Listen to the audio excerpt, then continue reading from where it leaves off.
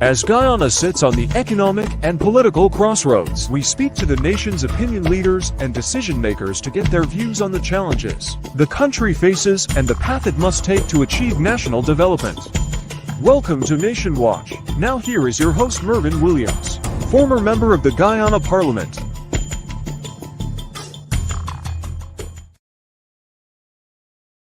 Hello and welcome to Nation Watch for today, Sunday, 17th September 2023. It's Indigenous Heritage Month, and as always, we want to extend best wishes to the Indigenous community of Guyana. Today we have a very special guest. Our guest today is Mr. Aubrey C. Norton, leader of the People's National Congress Reform and leader of the parliamentary opposition. Mr. Norton has agreed to chunk out 60 minutes of his busy schedule so that he can speak with us here on Nation Watch. We're on Watch for the Nation. Welcome, Mr. Norton, to Nation Watch. Thanks for having me, Marvin, and let me take the opportunity to say Happy Indigenous Month to all the Indigenous peoples, and I hope that the activities in this month will contribute to your further development. And I also a good day to the entire Guyanese population. Okay, so Mr. Aubrey Norton, leader of the opposition, is currently on official business overseas. Mr. Norton, you recently traveled to the US before heading back home to take care of business here, and now we're chatting with you while you are in Canada on another official visit. How do you rate the success of these international visits? How have those engagements been going? And how beneficial are these visits to the political life of Guyana moving forward? These visits are critical. We have to recognize that there's a significant role for Guyanese in the diaspora. Both visits have been focused on engaging Guyanese in the diaspora. It's been focused on also raising funds for the party. It is focused on ensuring that we stay in contact with our support base wherever we are. We also met with others outside of our support base, but the major focus on this occasion was not to focus on the status quo in the United States, but to engage our members. I believe it has been successful. The Guyanese in the diaspora, for instance, have ensured that we have access to certain media overseas. Up to this morning, one of the persons in the United States that we have engaged and sending information to indicated that from this week here, they will be putting our information in their newspaper. And so in terms of us accessing the media in the United States and Canada, it has been successful. I've already here done 2 interviews with the media. I'm scheduled to do another one shortly, in which I will discuss the Guyana political situation and bring to the awareness of the people in Canada what the reality is in Guyana. You are aware that the government tries to sugarcoat everything, and when you listen to them, you don't hear about poverty, you don't hear about the high levels of unemployment, you don't hear about the high cost of living, and all of these issues we bring into the attention. More importantly, a lot of Guyanese are committing to come and work with us to ensure we return to government. Some of them have indicated the skills they have that can be useful when we are in government. And so I believe these engagements have been very successful. For instance, in some areas of the United States, some people who are not involved in supporting us and in politics in recent times have returned. And I think that is good for the PNCR, it is good for the UPN, it is good for the opposition generally. Comment briefly on your newspaper interview with the Spanish newspaper outfit. Guyanese people are not aware that you have been reaching out globally. So if you can give us a little bit of an update. Which one you were talking about? Because as This, far this Ricardo, the gentleman who from the newspaper from Spain that you had spoken with a couple of weeks ago. okay, well, I didn't even know it was out, but I was engaging. I had agreed to ensure that a proper view of Guyana is given. And he did indicate to me that when it is going to be out, he would have let me know. But I didn't know it was out, but I know we discussed oil and gas. We discussed the fact that the resources from oil and gas were not meeting the people of Guyana. I also recall speaking to him about our plan for Guyana. And I recall him suggesting that we will stay in contact and that we will give the requisite attention when the request is made for us to speak to the international media. I know I spoke to a Reuters journalist, and so I anticipated some these would also hit the news. Thank you very much for that, Mr. Norton. Let's discuss briefly the inequalities that continue to persist in this country. We have a national budget, a humongous budget, of which $387.8 billion, or half of the national budget, has been allocated for infrastructure. We know that there's a sinkhole start of some slippage of more than 40% of all of the expenditure on public infrastructure in this country. And we also know that of that $387.8 billion, $136.1 billion has been allocated specifically for roads and bridges. And here is where a lot of money is disappearing into public infrastructure. Well, public infrastructure money is disappearing. In the meantime, there is the out of control cost of living, where Guyanese citizens live on less than 1,000 Guyana dollars, less than $5 United States currency per day. What is really happening in this country when a small group of persons who style themselves contractors benefit from this magnitude of money while the majority of the population continue to live in poverty? We have to go back. The first problem is that there is no infrastructure development plan. Like I said when I did my budget presentation, the government seems to just flick and hope that they land on their feet. Now, what has been happening is that there are a plethora of projects being done, but there is no link between many of them. Additionally, if you look at what has happened on the East Bank, the aim of the road which is now from Providence coming down, the intention was to take the pressure off of the East Bank and to help solve the traffic problem. What in essence happened is that you just throw part of the problem to the intersection of the East Bank, which is Providence to Mandela, and you still have the congestion on the East Bank Road itself. Now, the problem here is, again, the absence of planning.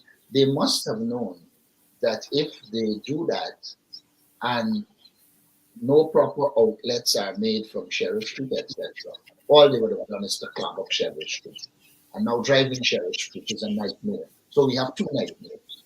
The East Bank, which was a result of bad planning on the party, because I saw sometimes Jack Deere talking nonsense. It is they who created a scheme with one entrance in, one entrance out, and created the problems on the East Bank. First thing. The second thing, now there are attempts to remove it. That is also generating problems. I say this to say to you that it is not part of a structured program. If you look in Prashad Nagar, they are widening roads. But all of these widening roads coming back into a narrow road, which doesn't make sense to me. And it suggests there isn't planning. Side by side with that, they are narrowing the drains. When flooding is a problem in Georgetown, they're not focusing on efficient drainage systems. So apart from the fact that there is no infrastructure development plan and an unwillingness to adapt that which existed, because since in Forbes Burnham time, there's a plan for a road to run from Suicide way up the East Coast, and then you would have put cut-off roads to various villages, so that those persons coming from Temeri, etc., that didn't have to go into Georgetown would have been able to use those roads and cut off into villages. They didn't go with that. They go with a program here that is generating more problems than it solves. But the thing about the infrastructure program is the high level of corruption. I think the government opts for infrastructure because it allows for a lot of kickback and corruption. And so once you are allocating these contracts, and then you don't have an efficient procurement commission, they are stifling the procurement commission. They are finding all kind of rules. I know somebody who recently was not awarded a contract. They sent a request to the procurement commission, and the procurement commission basically found excuses rather than have a proper investigation done so that it can be determined why the person didn't get a contract. So there's a lot of corruption that is linked to these infrastructural development projects. And if you know the history of the PPP, they have always done that. We know of cases where they took people who know nothing about road construction and give them contracts. What that meant, and the negative of it you're seeing, roads that are not properly done, roads that will have to be done again. And so it's a continuous flow of corruption rather than focusing on the development of Guyana. Additionally, in many of the PPP strongholds, they are doing over roads that have already been done in recent times. And then in many of the African Guyanese community, they continue not to do the roads. I know, for instance, they want to focus on Linden, New Amsterdam, and Georgetown because they believe they have to win those to win the national elections. We know that our base is strong and they won't be able to win it. And we know why they're going after it, and our people are there, and we will hope that they do proper roads. We know that the spin-off is corruption. We know that it is not an genuine interest in people in Linden, Georgetown, and New Amsterdam. It's another approach in which they hope to gain votes. And I will say to the people of Linden, New Amsterdam, Georgetown, you're entitled to those roads. You must demand that they are built properly, but you must be well aware that it is not your interest. They are attempting to appear to be a good government so that they can get votes. Would you say that the People's Progressive Party's corruption agenda is deliberately laid out? Let me give you the background. The infrastructure budget 2023 is 50% greater than 2022. And according to the numbers from our team here, its budget 2023's provision for public infrastructure is 271% greater than 2021's provisions. So with no increased capacity, either to manage or to provide skilled labor, with no design, as you already pointed out, no strategic design for public infrastructure works, this massive increase in allocation seems to be deliberately targeting corruption. What's your- It is, in fact, an avenue for corruption. The fact that there isn't a plan suggests that they're not serious about the development of Guyana. Um, when you look at their approach to infrastructure, I just mentioned to you that they are taking people who know nothing about infrastructure. I mean, I've told them a case of a mechanic who the PPP just took and made a contractor and demand on with mechanics because he making money at a rate that he doesn't mind. He told people he doesn't mind having to give the kickback to government officials. And so what you have is not an attempt to give us roads and quality roads. It's an attempt to enrich a few. It's an attempt to ensure that the government and its cronies can access the resources via corruption. I have said regularly, and I include Jack Dale and Irfan Ali in this, if they want to be honest and they want to say that there isn't corruption, let them take their assets and put those assets against their income over the years, including what loans they would have had. And you would see that corruption underpins the wealth that we are seeing amongst the PPP elite. But what is worse is that some of it are being done with loans, which are going to be a burden on future generations, and they don't care. So it's a gravy train, for the want of a better phrase. What they have is a gravy train running so that they can get the soup and the gravy, enjoy themselves at the expense of the people of Guyana. I pointed out that a private contractor close to the people did a road of, I think, a mile long with so much, and it cost 13 million Guyana dollars. Don't quote me on the length, but a similar road by the PPP cost 31 million, nearly 3 times. And so you see, the aim is corruption.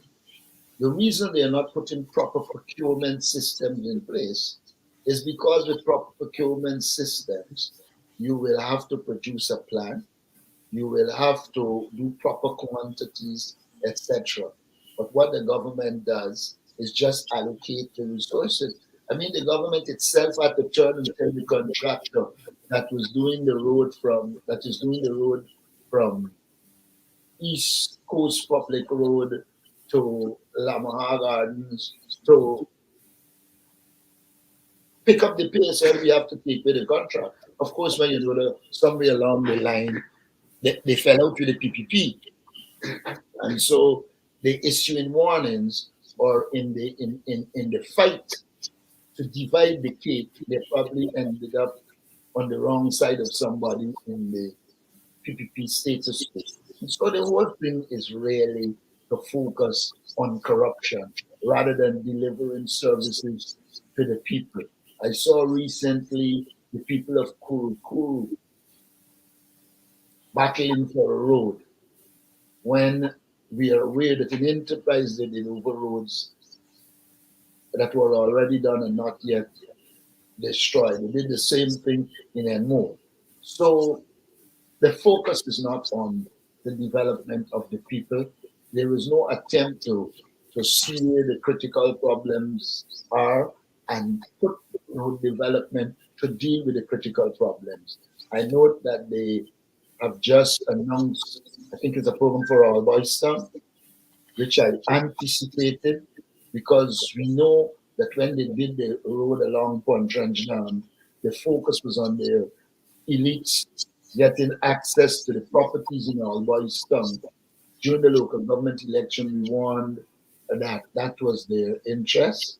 And so as they move into All Boys Town, the only thing that is missing from the plan that they had, the plan was to win the local government election take the mayorship of Georgetown and then use the mayorship to be able to pressure the people of Albistown out of Albistown and to give the cronies prime property along that Contrany Dam Road. Some of that has been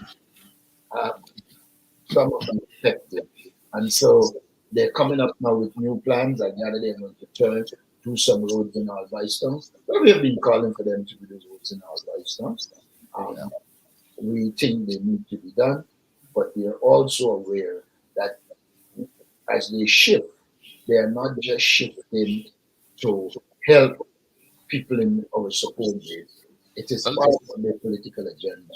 We know. Only recently, I am informed that they took away some lands from overseas African Guyanese who overseas based in the Oval area, lands that he legitimately got.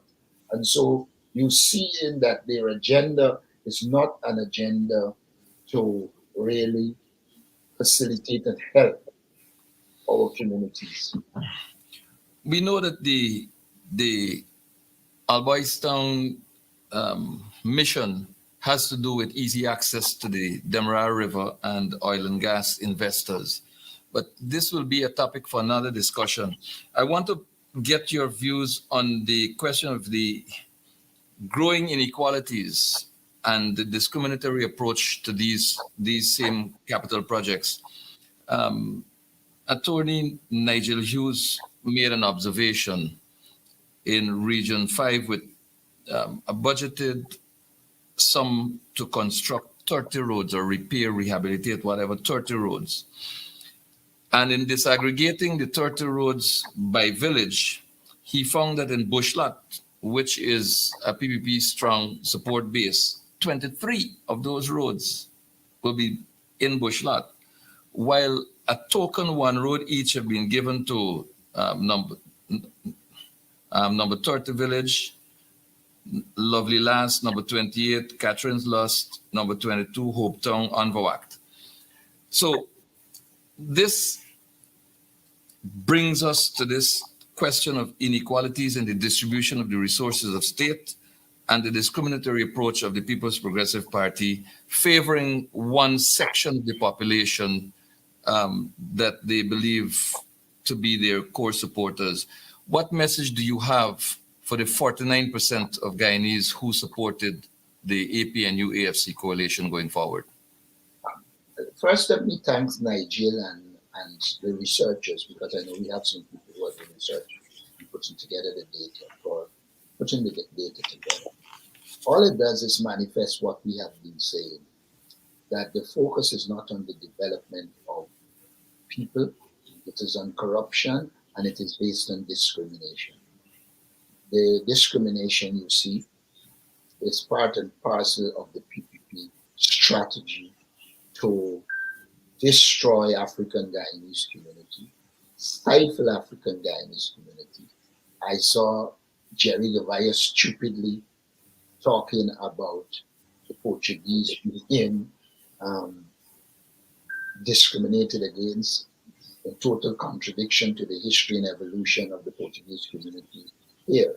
So as they do those things, they are also using their propaganda machinery to make it look as if, another group is being discriminated against. Now, when we look at the work being done, clearly the focus is not to put or to do the roads in the villages that need the road to be done. It is more a focus on ensuring the PPP put resources in the hands of the contractors, and in the case of Bushlot, to do the roads to satisfy their support base. Their support base is reacting to the fact that they distributed a lot of money in the African Guyanese community, and they didn't get the votes that they were looking for. And so I think they are trying to, apart from the discrimination, they are trying to regain some amount of confidence of the people in places like Bushlot.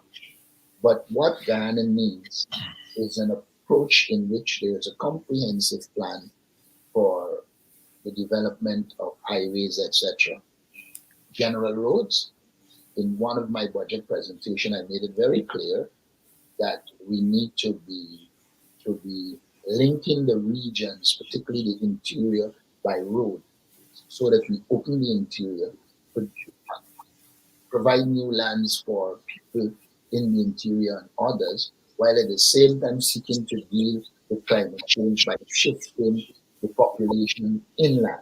That kind of thinking doesn't come from the PPP. The PPP is hell bent on being divisive, on creating avenues for corruption, and that is the context in which we must see how they deal with those areas. Before the local government elections, they were promising Belladrum, Hooptown, all of these areas, that they will do the roads in the areas. Now that they have lost in those villages, you see they're doing one road for years. And then to say to them, they're sending the signal to our support base. Well, if you want all your roads do, turn PPP. That is the message they're trying to send.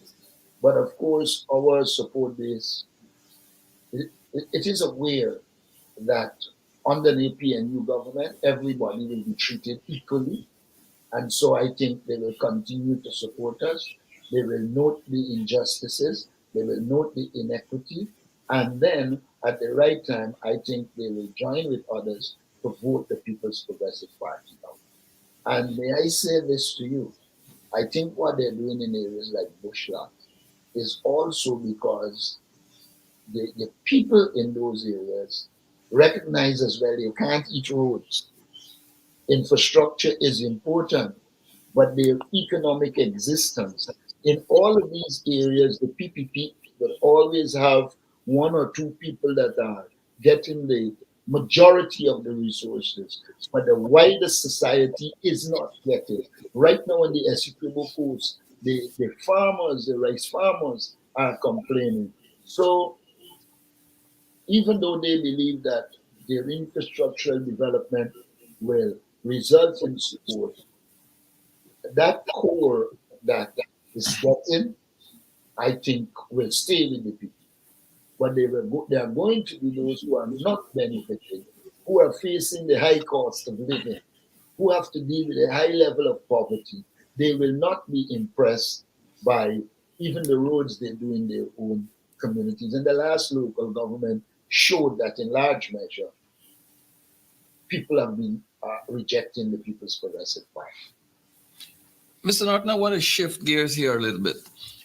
The appointment of the Chancellor of the Judiciary and the Chief Justice is an issue that's back on the front. Well, it's again on the front burner.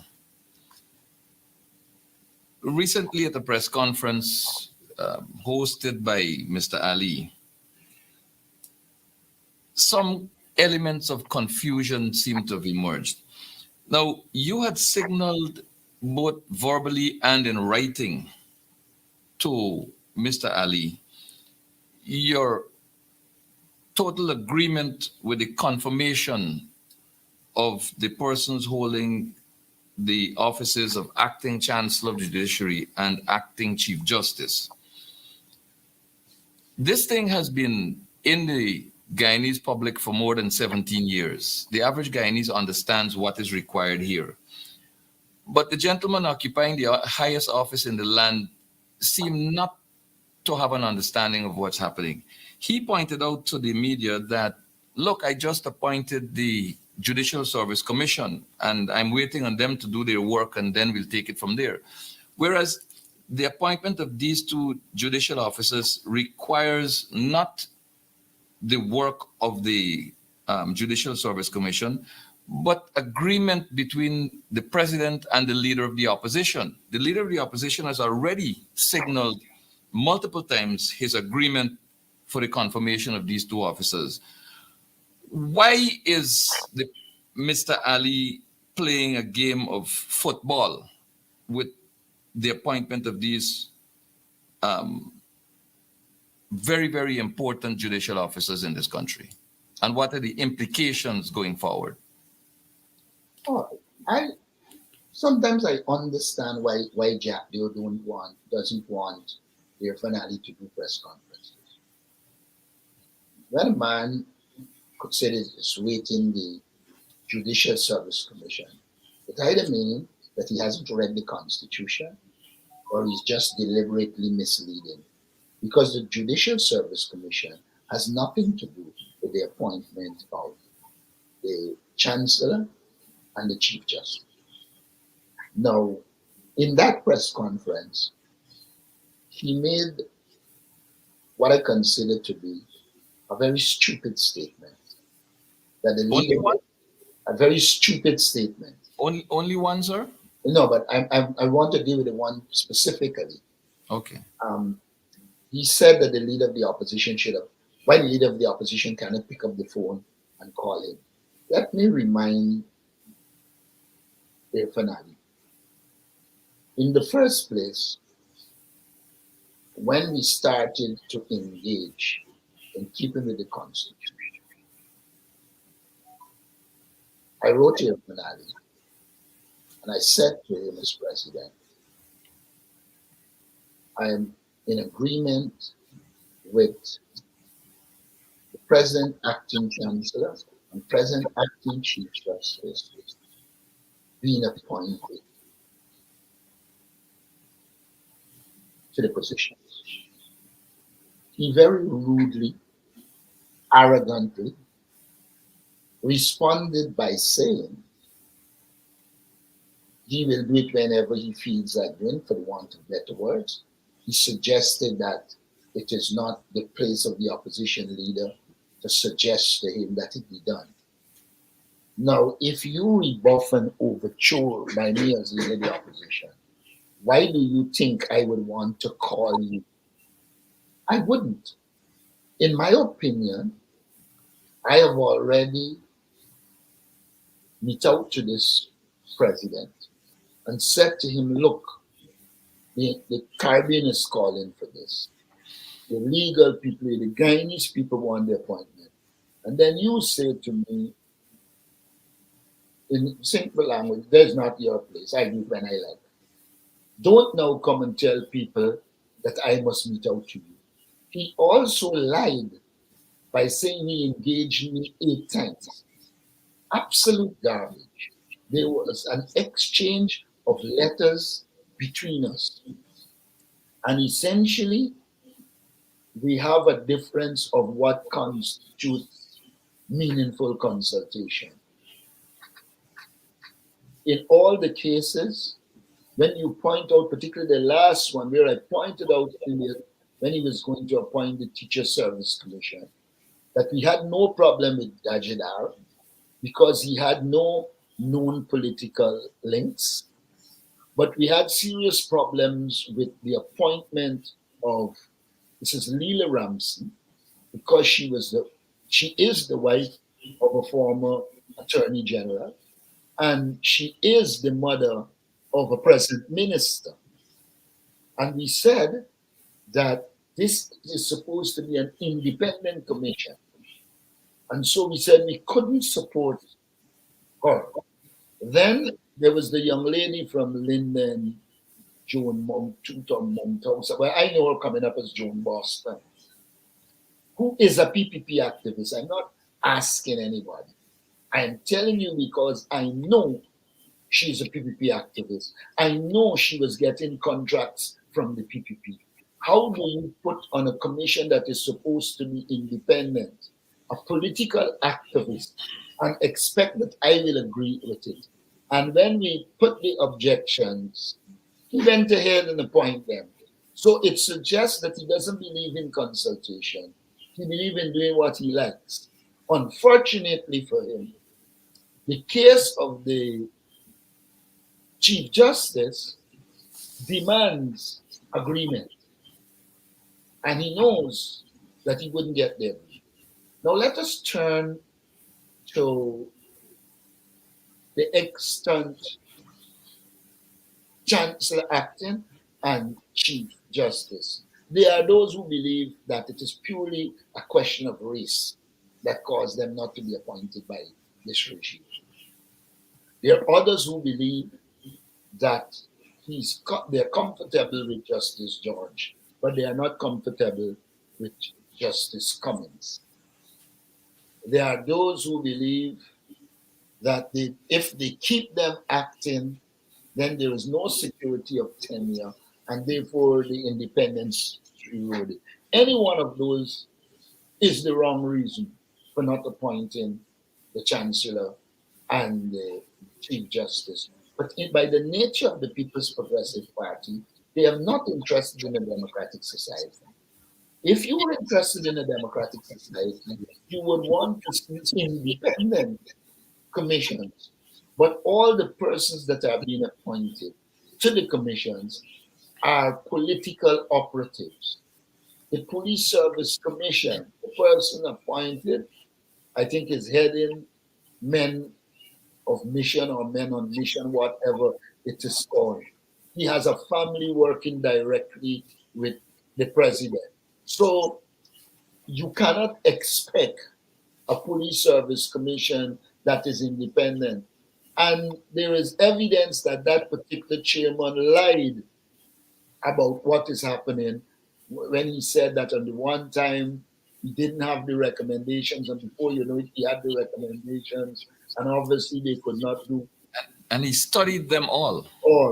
and was so you are seeing them attempting to put in all the institutions that should be independent to foster democracy.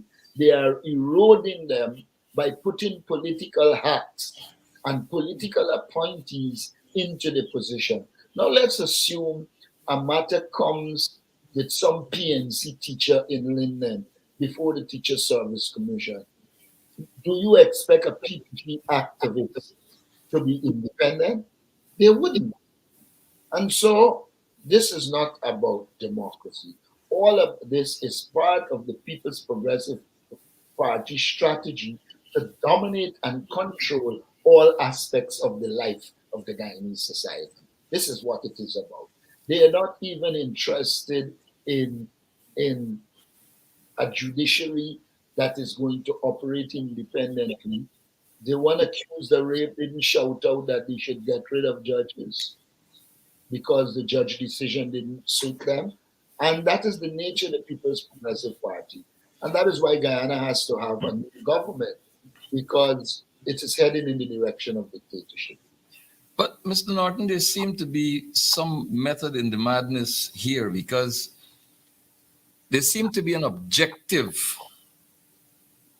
from the side of the People's Progressive Party. In the case of the appointment of Mr. Hicken, a questionable appointment as acting commissioner of police, because of the need to avoid appointing Dr. Paul Williams to that office, Dr. Paul Williams being senior to Mr. Hicken. And there is this controversial extension of the office of Mr. Hicken's tenure as an officer of the Guyana Police Force, simply because Dr. Paul Williams will be due for retirement sometime next year. So it appears as though Mr. Hicken is being kept there just so that Mr. Williams can stay out. And there's a school of thought that suggests that, as you pointed out, the Chancellor is not favorably looked upon by this administration.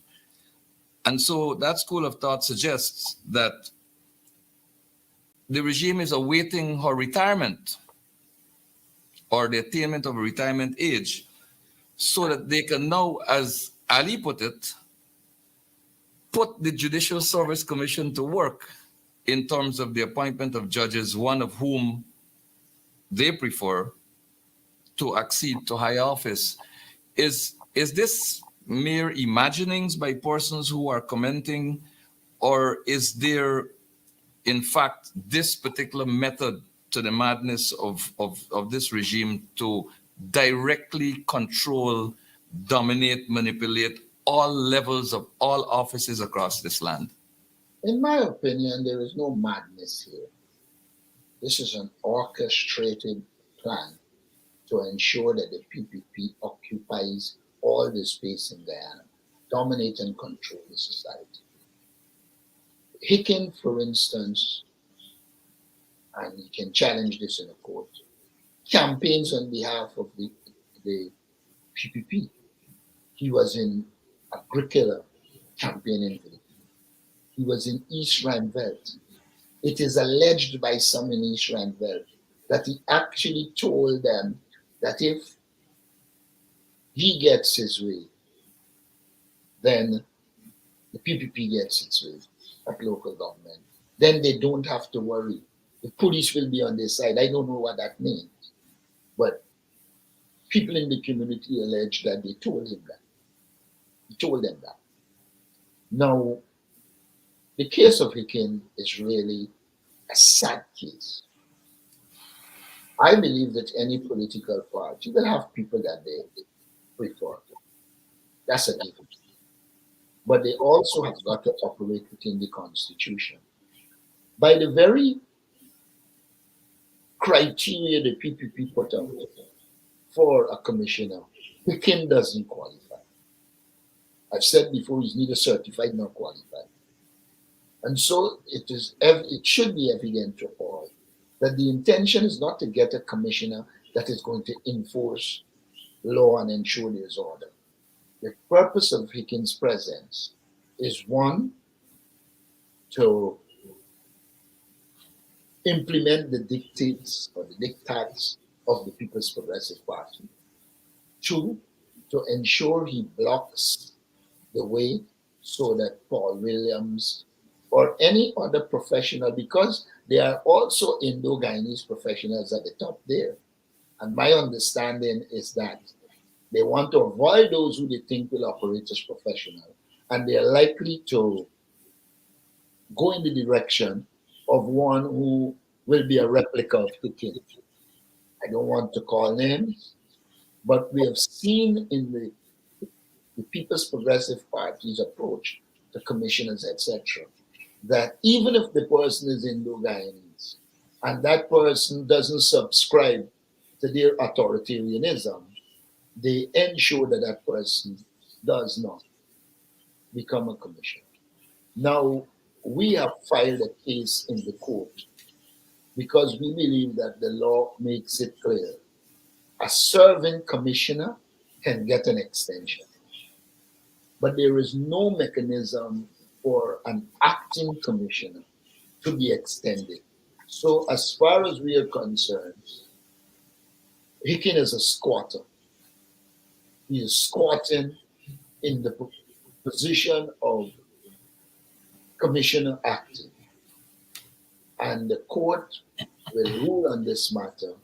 And we believe that if the court rules based on law, then Hicken will go. But we also have got to be very, very careful with this government because it bribes all and sundry. Some will reject it, some won't. And it is unfortunate that bribery is not only in terms of economics, like you want the contract, etc. Bribery has now taken a new role in the political machinery. You're bribing people to sign for you to get a candidate. You're bribing people for them to go on your list. You're bribing people for them to vote for you. There is the completion of the PPP corrupting the political processes in Guyana. And that is one of the most dangerous developments in recent time. We are accustomed to PPP's corruption in the economic realm, but it is fastly moving in the direction of corrupting even political processes like local government. Who would believe that a government that exists in a country will stoop so low to be paying people to vote for them, to be forcing people to put on their T-shirt so that they can appear? You know, I remember when the local government election nomination day, I said to people, do not be carried away by what the people is doing. They're playing optical politics. They want to give the impression that they have large support in the African Guyanese community and that they had already won the elections. We pointed out to people that it's a political game they're playing. Even after that, they weren't satisfied with that. They spent billions of taxpayers' money seeking to bribe people to do projects so that they can get votes in local government. The outcome of it is Jagdeo shouting first, we can win Linden, we can win New Amsterdam, we can win Georgetown. And then he pulls his tail between his legs and said, okay, we made inroads. That is the nature of the regime we're dealing with. I want to shift a little bit here again, Ms. Norton. A particular section of the media has finally caught on to your position regarding benefits for the Guyanese population from the oil and gas sector.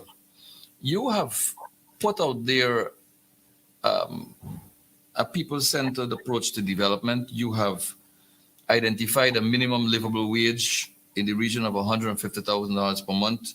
You have put out there a proposal that says that the minimum livable wage should not be subject to pay as you earn taxes, so that Guyanese people can get more disposable income to tide them through these difficult times of high unbearable cost of living. At a recent press conference, you spoke also about the Guyanese citizens benefiting from oil and gas at a better level, for want of a better expression.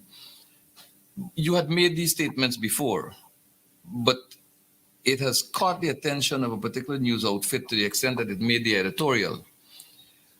Expand, please, in the remaining minutes of this program, what is the opposition's position regarding the Guyanese society benefiting in a more significant way from the resources earned from oil and gas? Let me say to you that critical to the Guyanese benefiting is how you allocate the resources of the state. We've seen the government focus on infrastructure with the sole aim of putting money in the hands of their cronies. Now, that wouldn't contribute to the development of our people. Yes, they will get some roads, etc., but the people themselves need to develop. Our first argument is that roads, bridges, those things don't develop a country. The starting point for the development of a country is your human resource development. We are saying that we will put considerable resources into human resource development. And we will do it in a way that all the people of Ghana will benefit. Now, you're aware that we spoke about our rent-to-own program. The positive of that rent-to-own program is we have a situation in the country where a lot of people cannot afford a mortgage. Now, we have an obligation to ensure that our people be housed. So what we are saying is that as a government, we are going to build houses for the people of Ghana. They will move into those houses, pay rent, and that rent will go towards payment for the house. Of course, during the process, they will have to maintain the house and so on. But that rent will go towards the payment for the house. And when that rent covers the cost of the house will become that person.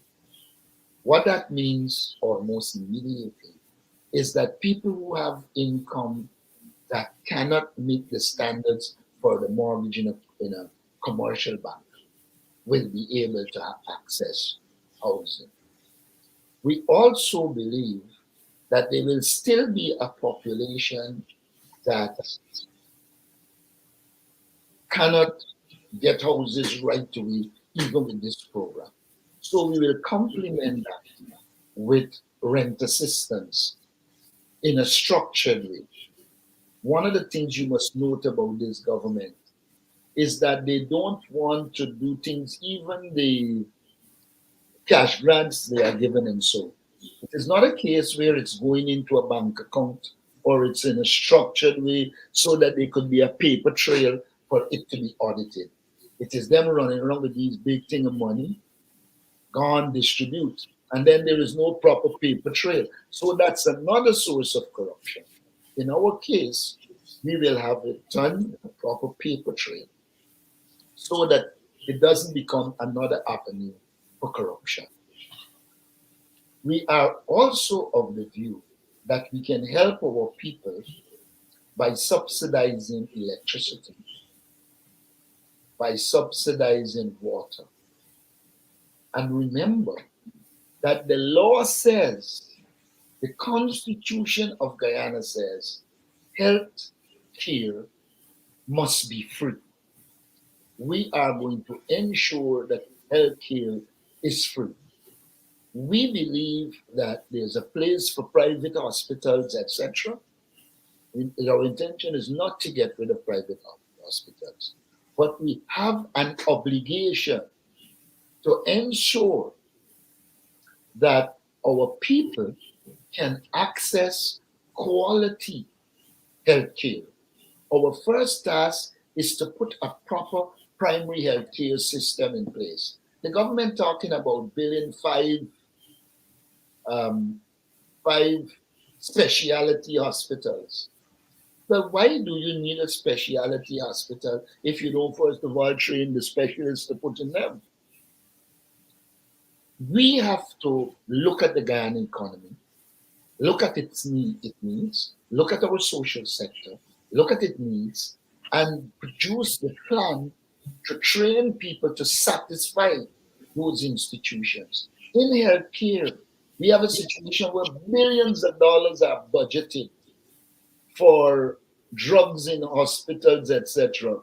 And we know that many of those medical centers, hospitals don't have the drugs. And then the people are sent to PPP private friends with pharmacies, etc., to purchase the drugs that taxpayers pay for. We have to rectify that. We have to ensure that one, the drugs are there, and two, we improve the quality of primary care. And we also have to, as it relates to the interior, the hinterland, not only develop the hospitals in the key areas, but you have to develop a proper Medivac program. You're never going to be able to put hospitals that can give the best services in all of the interior. But if you have your key centers and you develop a proper Medivac system, so that when something happens, say in Kaikumbi, and that person has to get to Letem, while we don't have the roads that they could drive in a peaceful way, we should be spending some resources on putting in place an efficient Medivac operation that allows the people to be able in very quick time to get from where they are to the central places that we have our medical thing. I anticipate that now that I say this, I can read in the next budget that there is an interior Medivac system. Of course, what they might do, knowing them, they might try to get their friends to do it so that the money go into the hands of the friends, you know. But what we need is a genuine approach to the development of the people of Guyana. We have also said in this program that it is our intention to focus on education. I saw the president talking nonsense about extending the hours that they teach children. The problem is not solely the hours. There are a number of problems to be addressed in education. The first one, I think, is a proper primary system that allows our children to learn to read, write, count, reason, and comprehend by the time they make grade 3. So we need to put more resources and more teachers at that level and focus on giving them the training to deliver to those children so that at a very early age, they are literate.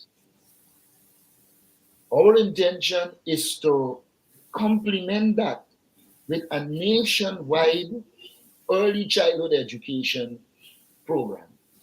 We did, while we were in government, some pilot projects across the country where we train young people and put them in early childhood centers to prepare our children for education, so that by the time they transition from early childhood to the nursery system, they have the base. The nursery then prepares the base so that by the time they arrive at the primary school, they are oriented towards education. Now, one of the big problems in the education system, as the government talks about universal education, is that there are children who are not going to school because they can't afford transportation. And that is why we have said we will implement a national schools transportation system to get children on the riverine areas to school, to get children in the coast by land, etc. to school.